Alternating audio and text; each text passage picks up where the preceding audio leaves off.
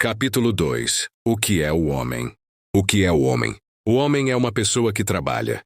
Com o trabalho sustenta-se a si próprio, a sua mulher e os filhos da sua mulher.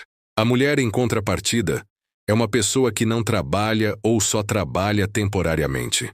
Durante a maior parte da sua vida, ela não se sustenta, nem sustenta os filhos e muito menos o marido. Há todas as qualidades do homem, das quais a mulher se aproveita, ela chama virtudes masculinas.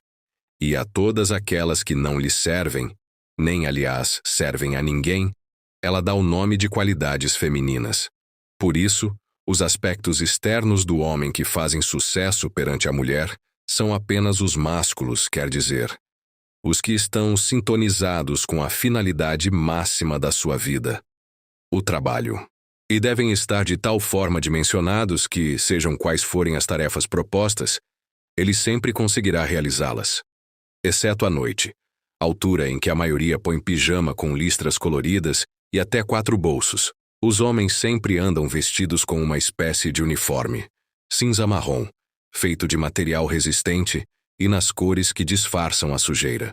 Esse uniforme ou costume, como é designado, tem no mínimo 10 bolsos nos quais o homem coloca, para as ter sempre bem à mão todas as ferramentas de que precisa para o seu trabalho. A roupa da mulher nada faz, não tem bolsos alguns, nem de dia, nem de noite. Em reuniões sociais, permite-se ao homem que vista trajes na cor mais sensível como o preto, pois aí o perigo de se sujarem não é tão grande. E além disso, os vestidos femininos exuberantes de cor ganham maior realce no contraste. Apesar disso, são bem vistos os homens com trajes sociais verdes ou vermelhos, encontrados ocasionalmente, pois contribuem para dar um aspecto ainda mais masculino aos verdadeiros homens presentes. Também quanto aos demais aspectos externos, o homem adaptou-se à sua situação. Usa o cabelo curto de forma a bastar-lhe 1/4 de hora a cada 2 ou 3 semanas para ir cortá-lo.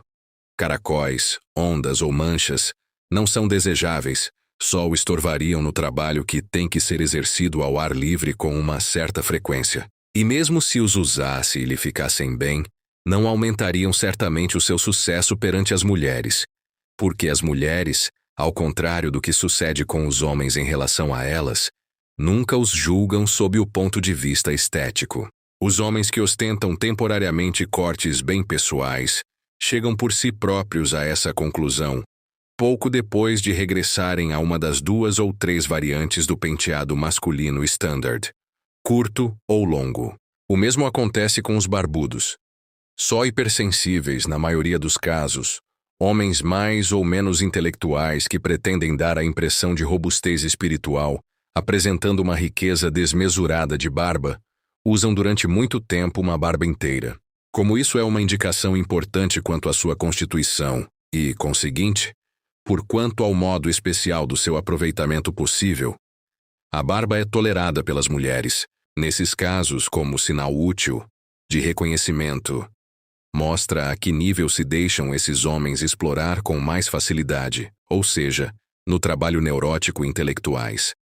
Entretanto, geralmente, o homem usa todas as manhãs, durante 3 minutos, uma máquina de barbear elétrica para obstruir o crescimento da sua barba.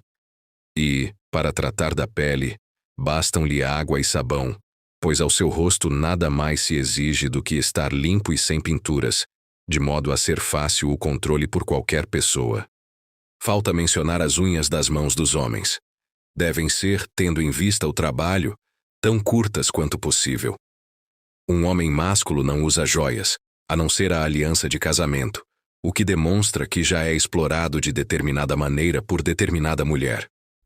O relógio grande e pesado no seu pulso, impermeável, inquebrável e indicando a data, é tudo menos um objeto de luxo. Muitas vezes é-lhe oferecido pela mulher para a qual trabalha. Roupa interior, camisas e meias são de tal modo uniformes que de homem para homem se distinguem, quando muito, no que se refere ao tamanho. Podem se comprar em qualquer loja para poupar tempo. Apenas quanto à escolha das gravatas teria o homem uma certa liberdade. Mas como não está habituado à liberdade, qualquer que seja a forma por esta assumida, deixa a escolha para a mulher. O mesmo se passa, de resto, quanto às outras peças de roupa. Por muito se assemelham no seu aspecto exterior, um observador de uma estrela desconhecida seria levado a admitir que os homens têm empenho em serem iguais como dois ovos. É muito diferente, no entanto, a maneira como põem à prova a sua masculinidade, ou seja, a sua utilidade possível para as aspirações das mulheres. Tem mesmo que ser diferentes. Como as mulheres praticamente não trabalham, os homens são necessários para tudo.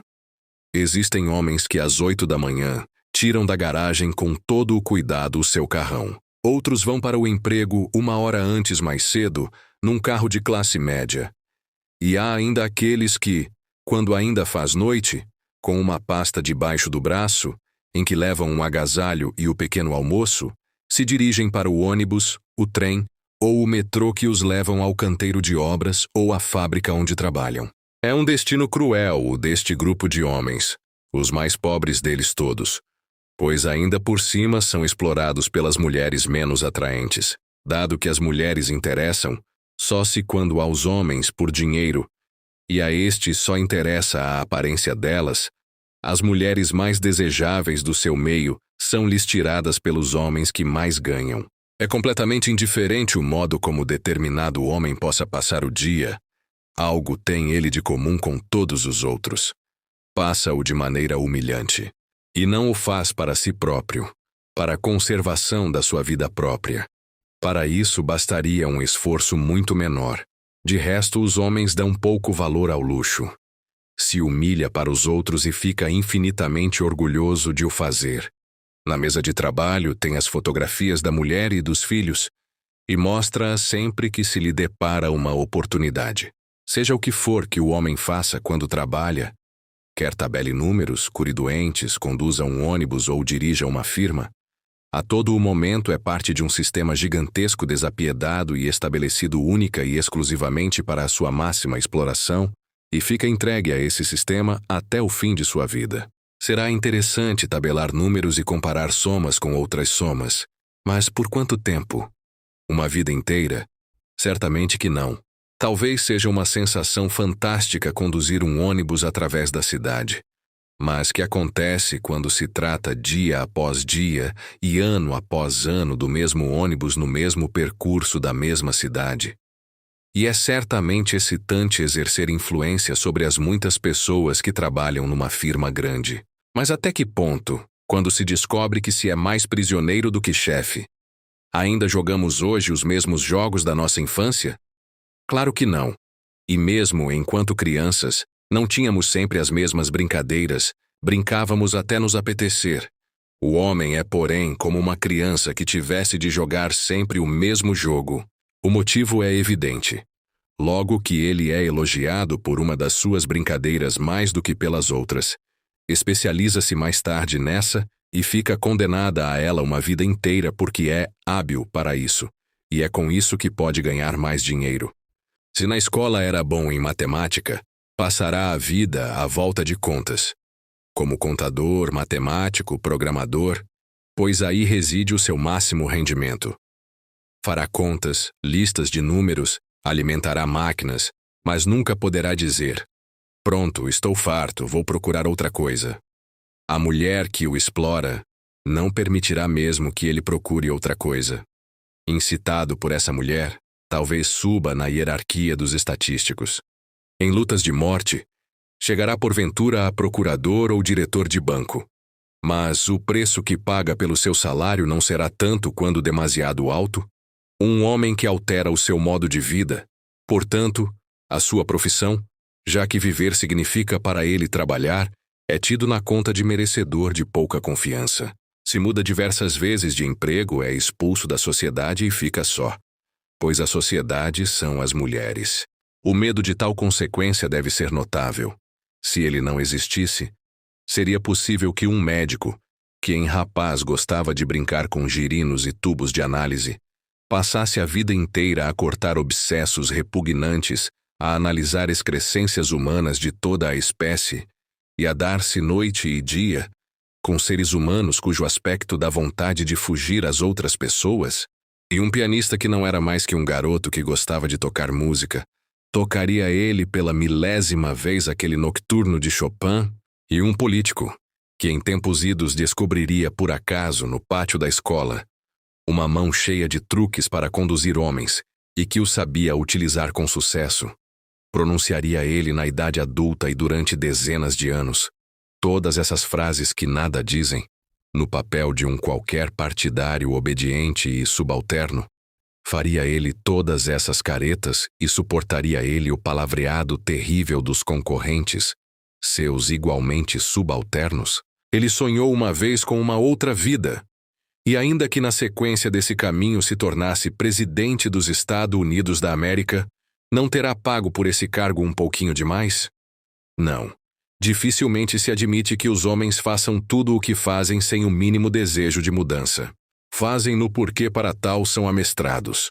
Toda a sua vida nada mais é do que uma desconsolada sequência de habilidades de circo. Homem que não consiga mais executar habilidades, que essas ganhe menos dinheiro, falhou e perde tudo. A mulher, a família, o lar, o sentido da sua vida. Toda e qualquer segurança. Evidentemente que também se poderia dizer: um homem que já não ganhe dinheiro suficiente está automaticamente livre e poder-se-á alegrar com esse happy end. Mas o homem não quer ser livre. Funciona como veremos ainda segundo o modelo prazer na falta de liberdade. Liberdade perpétua seria para ele ainda pior que escravidão perpétua. Ou formulado de outra maneira, o homem procura sempre alguém ou alguma coisa a quem se possa oferecer como escravo, visto que só como escravo é que ele se sente seguro. E a sua escolha recai, na maioria dos casos, sobre a mulher. Mas quem é ou o que é a mulher, para que ele se deixe escravizar por ela, e que seja precisamente junto dela que ele se sinta seguro, quando é a ela que deve essa vida degradante, e é por ela que ele é explorado com todos os requintes? Fim do capítulo O que é o homem. Livro O Homem Domado, Esther Vilar. Esse livro está sendo transformado em audiolivro por Leonardo. Canal Blog 10.000 Evoluções por Minuto no YouTube.